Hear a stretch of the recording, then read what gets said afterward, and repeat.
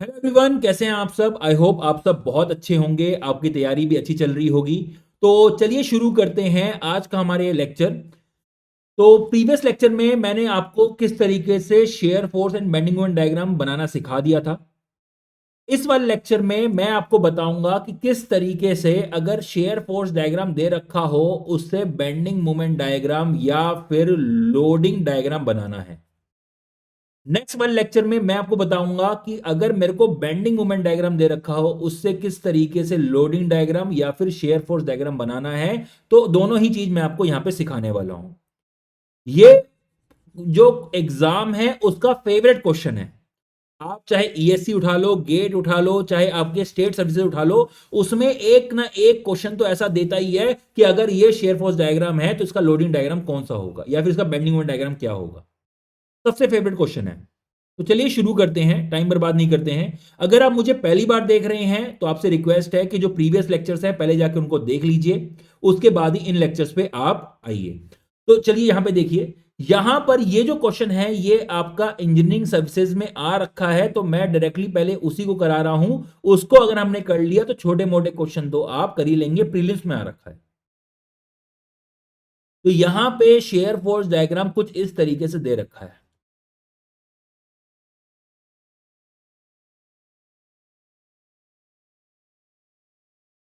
ये क्वेश्चन है, यहां पे 16 है।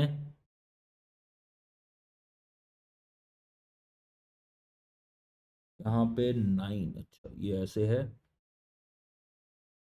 देन ऐसे, देन ऐसे।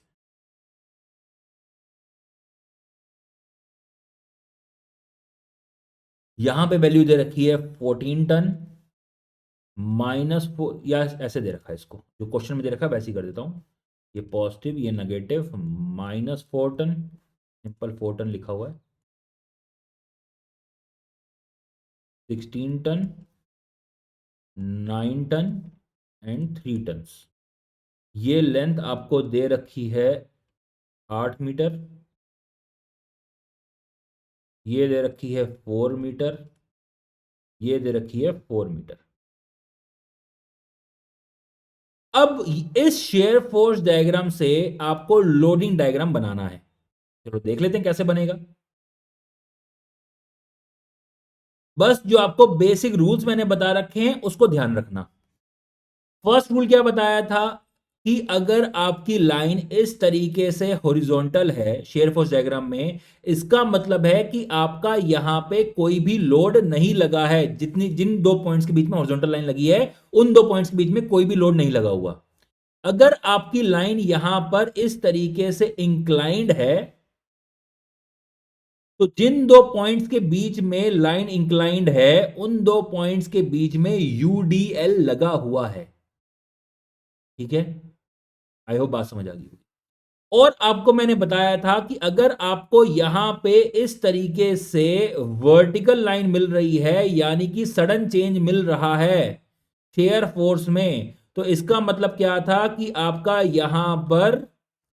यहां पे कंसंट्रेटेड लोड लगा है या फिर पॉइंट लोड लगा है। तो यहां पर अब इतनी बात तो आपको समझ आ गई है, ठीक है। चलिए, और एक और चीज मैंने आपको बताया था कि अगर कोई भी एक बीम का सेक्शन काट रहा हूं और उसका लेफ्ट वाला पोर्शन ले रहा हूं, ये मान लीजिए कोई भी लोडिंग है और उसका लेफ्ट वाला पोर्शन ले रहा हूं, तो जो आपका लोड नीचे से ऊपर लग रहा होगा उसको मैं पॉजिटिव शेयर फोर्स कंसीडर करूंगा, और जो यहां पे लोड आपका ऊपर से नीचे लग रहा होगा उसको मैं नेगेटिव शेयर फोर्स कंसीडर करूंगा, अगर मैं उस सेक्शन के लेफ्ट वाला पोर्शन ले रहा हूं तो।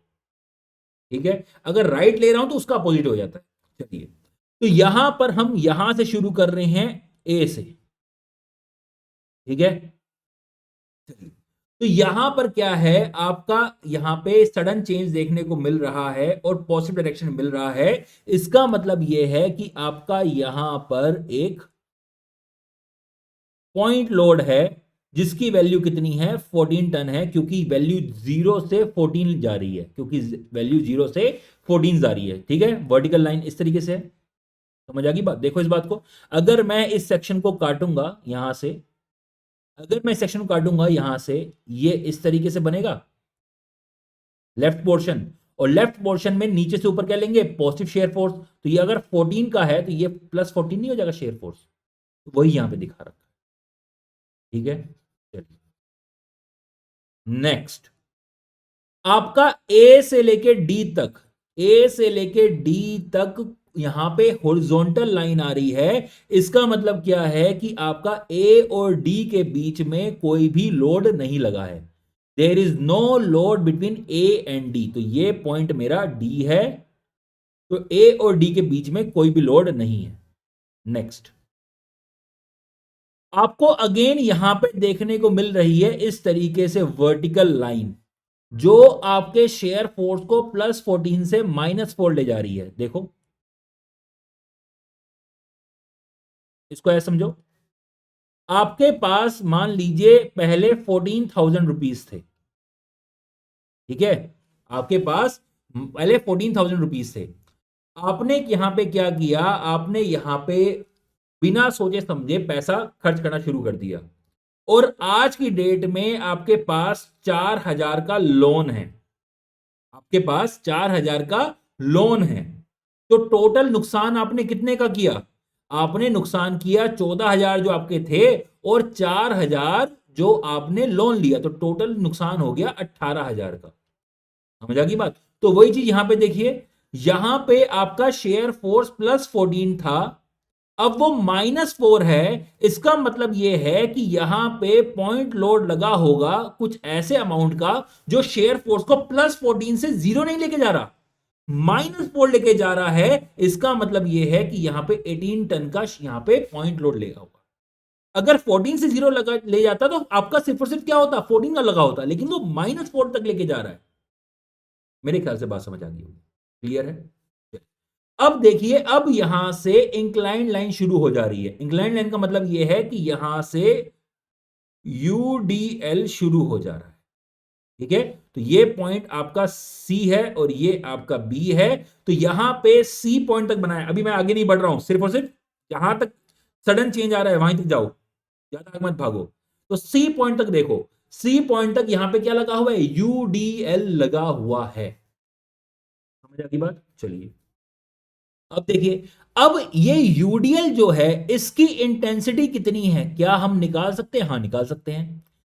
इस वाले पॉइंट लोड की वजह से आपका शेयर फोर्स -40 हो गया है, लेकिन अब आपने यूडीएल और लगा दिया है, ऊपर से नीचे लोड लगाया है, जिसकी वजह से शेयर फोर्स -4 से -16 हो गया है। ठीक है, तो टोटल एक्स्ट्रा जो ऊपर से लोड आया है वो कितने का आया है आपका, देखिए सुनिए सुनिए सुनिए सुनिए सुनिए सुनिए इस बात को।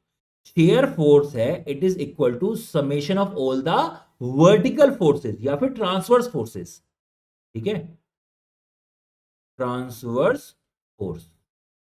ठीक है, तो अगर यहां पे 18 टन का लोड था, देखो इस बात को, +14 और यहां पे 18, इन दोनों का मिलाया मैंने, इस जब दोनों को सम किया तो आंसर आया मेरा कितना, -4। ठीक है, +8 यहां पे +14 -18, आंसर कितना आया, -4।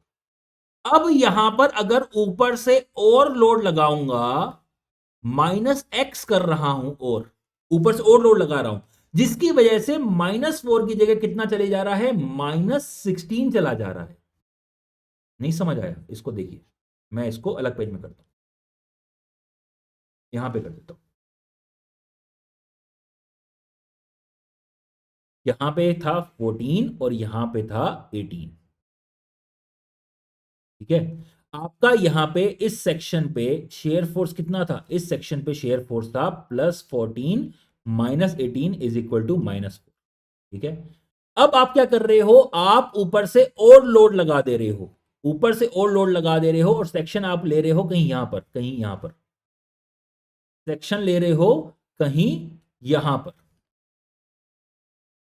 तो ये जो ऊपर से और लोड लगाया है, इसको आप नेगेटिव शेयर फोर्स में नहीं कंसीडर करोगे क्या, क्योंकि अगेन सेक्शन यहां पे लिया है और आपने उसका लेफ्ट वाला पोर्शन लिया है, तो ऊपर से नीचे लगा लगने वाले फोर्स को हम नेगेटिव शेयर फोर्स कंसीडर करेंगे। तो यहां पे वैल्यू जो है वो आपकी क्या होगी, -4 से -16 चली गई है। इसका मतलब यह है कि यहां पर 14 -18 -x कुछ ना कुछ तो हुआ होगा, तभी तो -4 से -16 गई। तो यहां पे x की वैल्यू कितनी आ गई है? x की वैल्यू यहां पे 12 आ गई है। तो ये जो टोटल लोड ऊपर से लगा है यूडीएल का, टोटल लोड बात करो, इंटेंसिटी नहीं, वो 12 टन का लगा है। टोटल लोड जो लगा है वो 12 टन का लगा है, और वो लगा हुआ है 8 मीटर में। तो 12 टन का लोड लगा है 8 मीटर में, तो 1 मीटर में कितना लगा होगा? 1 मीटर में लगा होगा 12/8, that is 1.5 ton per metre. मेरे ख्याल से बात समझे। तो this is the intensity. Clear होगी बात? तो ये इंटेंसिटी है।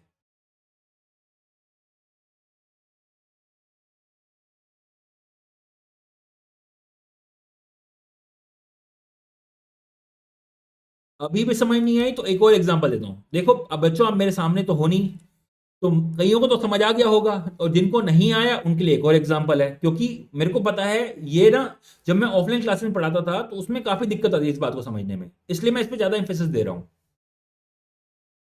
तो मुझे पता है कहां कहां दिक्कत आती है। मान लो यहां पे 10 लोग थे, यहां पे 10 लोग थे। 10 लोग की वजह से जो वजन आया है वेइंग स्केल पे, वो आया है मान लो 1000 किलो। जैसे ही मैं इस पे आके चढ़ा खड़ा हुआ, साथ में 11वां लोग, जैसे ही मैं यहां पे खड़ा हुआ, यहां पे जो वेइंग स्केल का वजन है, अब वो 1000 ना होके वो मान लीजिए कितना हो गया? 1092 किलो। ठीक है, कुछ भी मान लो, 80 90, जो आपको देख, मेरे को देख के लग रहा है जितने किलो का होगा उतना मान लो। तो अगर मैं 1092 में से 1092 में से 1092 में से 1000 माइनस कर दूं, तो क्या मेरा वेट नहीं निकल आ जाएगा? मेरा वेट निकल आएगा। तो उसी तरीके से जो अब का शेयर फोर्स है, उसमें से मैं पुराना शेयर फोर्स माइनस कर दूं, तो क्या मेरा जो लोड है, टोटल लोड, वो नहीं निकल आएगा? निकल आएगा। तो अब के शेयर फोर्स में से मैं पुराना शेयर फोर्स माइनस कर रहा हूं, आंसर आ रहा है -12। माइनस क्या रिप्रेजेंट कर रहा है? कि लोड ऊपर से नीचे लगा हुआ है। तो टोटल लोड जो हो गया वो 12 टन का हो गया है। कितने मीटर में लगा है? 18 मीटर, सॉरी 8 मीटर में लगा है। तो 1 मीटर में कितना लगा होगा? 12/8, that is equal to 1.5 ton per metre.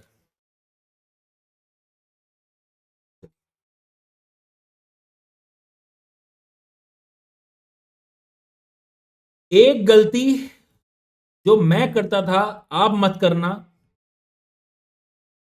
जो मैं करता था वो आप मत करना।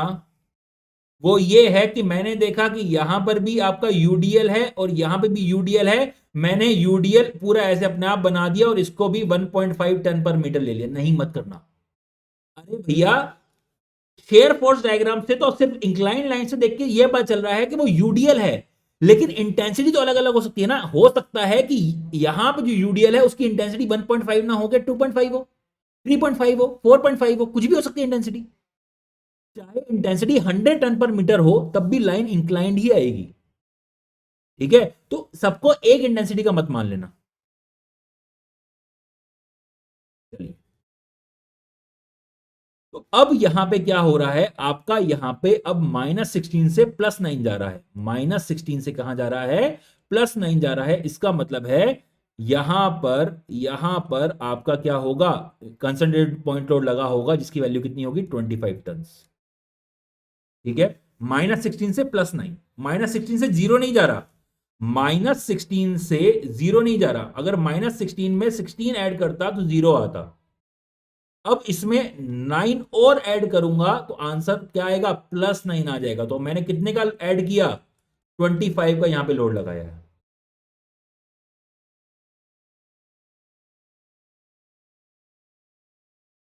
तो यहां पे 25 टन का इस तरीके से आ गया। ठीक है, अब यहां पे देखिए, अब यहां पे दोबारा क्या है? इंक्लाइन लाइन है। इंक्लाइन लाइन है तो मैंने क्या किया? यहां पे यूडीएल बना दिया। अब ये यूडीएल बनाया है, इसकी इंटेंसिटी निकाल सकते हो। कैसे? आपका शेयर फोर्स जा रहा है 9 टन से 3 टन, 9 टन से 3 टन, तो टोटल चेंज कितना हुआ? 6 टन का। कितनी लेंथ में चेंज हुआ? 4 मीटर में। तो आंसर कितना आया? 1.5 ton per metre. 1.5 ton per metre. Sir आपने तो कहा अलग होगा। अरे भैया मैंने कहा था अलग हो सकता है, ये तो क्वेश्चन में यहां पे सेम दे रखा है ना। कोई और क्वेश्चन में ऐसा भी तो हो सकता है यहां पे वैल्यू आपकी 2 दे दे, 3 की जगह 2 दे दे, तो चेंज नहीं हो जाएगा क्या? ऐसी खामा खा क्वेश्चन। चलिए, तो 1.5 टन पर मीटर, ठीक है। अब यहां पर क्या है आपका, अगेन इस तरीके से ऊपर से लोड लगा होगा 3 टन का पॉइंट लोड।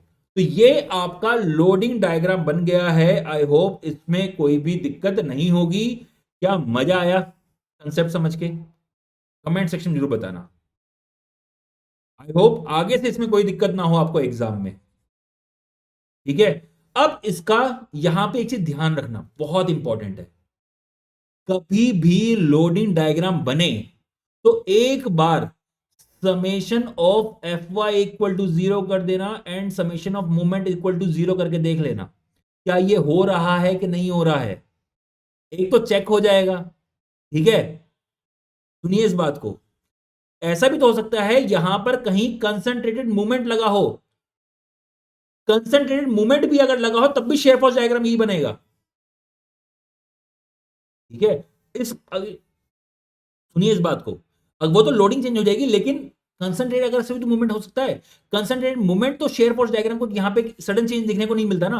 हाँ उसकी जो लोडिंग है वो चेंज हो जाएगी, मैं मना नहीं कर रहा हूं, वो भी हो सकता है चेंज ना हो, वो भी हो सकता है चेंज ना हो। आपका जितना क्लॉकवाइज लगा है उतना एंटी क्लॉकवाइज लग जाए, जितना क्लॉकवाइज लगा है उतनी एंटी क्लॉकवाइज लग जाए, तो चेंज ही नहीं होगी। टोटल नेट मूवमेंट तो जीरो है ना, उसकी वजह से लोडिंग सॉरी जो रिएक्शन है वो चेंज नहीं होगी। चलिए, फॉर एग्जाम्पल इसको देख लो ढंग से।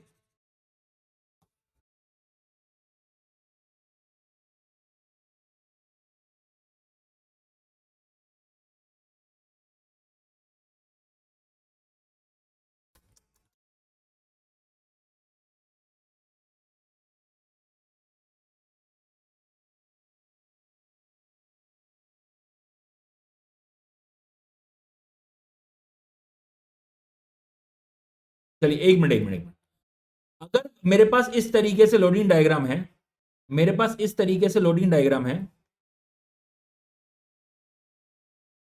ये P है, ये P है, तो इसका बेंडिंग मोमेंट डायग्राम जो था वो कुछ ये बन रहा था। चलो शेयर फोर्स डायग्राम अगर बनाऊं तो शेयर फोर्स डायग्राम कुछ ये बन रहा था। ये आपकी L/2, इसको ले लेते हैं L/4, इसको ले लेते हैं L/4 और इसको ले लेते हैं L। तो इसका शेयर फोर्स डायग्राम कुछ ये बनता,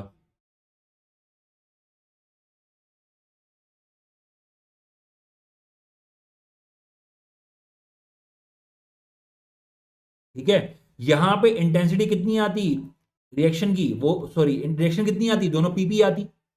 अरे भैया सिमेट्रिक बीम है आपकी, यहां पे रिएक्शन कितनी आती, पीपी आती, ठीक है।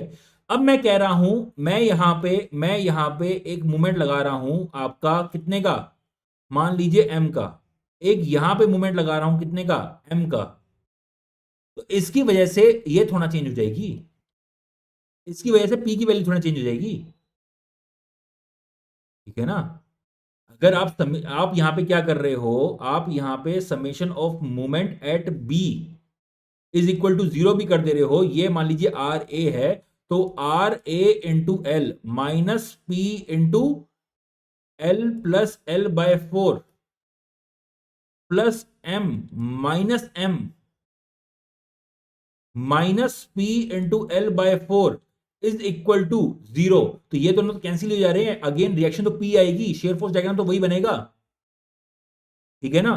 तो एक चीज मैं आपको बार बार बोल रहा हूं, शेयर फोर्स डायग्राम से जब भी आप यहां पे लोडिंग डायग्राम बनाएं तो आप यहां पे ध्यान रखें कि ये दो इक्वेशन आपकी सेटिस्फाई होनी चाहिए, क्योंकि अगर आपका कंसर्टेंट मूवमेंट लगा है, ठीक है, वो शेयर फोर्स डायग्राम में हो सकता है कि शो ही ना हो पाए, उसका उसका अस्तित्व शो ही ना हो पाए, ठीक है।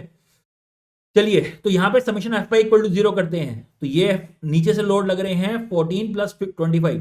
यहां पे summation of F X equal to 0 कोई मतलब ही नहीं है, क्योंकि हम यहां पे बात कर रहे हैं ट्रांसवर्स फोर्सेस की, चलिए, तो नीचे से लोड लग रहे हैं 14 एंड 25, तो ये आया 39, और ऊपर से लोड लग रहे हैं वो लग रहे हैं 18 प्लस 3, और ये आ गया है आपका यहाँ पे 1.5, और ये है आपकी 8 मीटर, तो 12 यहां था और 6 यहां पे था, ठीक है। तो 18 प्लस 3 प्लस 12 प्लस 6, यही तो है। तो 18 प्लस ये 18 हो जाएगा, 18 प्लस 18 36, 36 प्लस 3 39। तो summation of F I equal to 0 होगा, जितना नीचे से लग रहा है उतना ही ऊपर से लग रहा है। अब summation of movement is equal to 0 करके देख लो, क्या ये लग रहा है कि नहीं लग रहा। तो समेशन ऑफ मूवमेंट कहीं पर भी इस पॉइंट पे 0 करके देख लो, हो रहा है कि नहीं हो रहा। तो यहां पे क्या हो जाएगा, 25 इंटू, ये डिस्टेंस कितनी है, 12। चलो पहले 3 से कर लेते हैं, एक मिनट।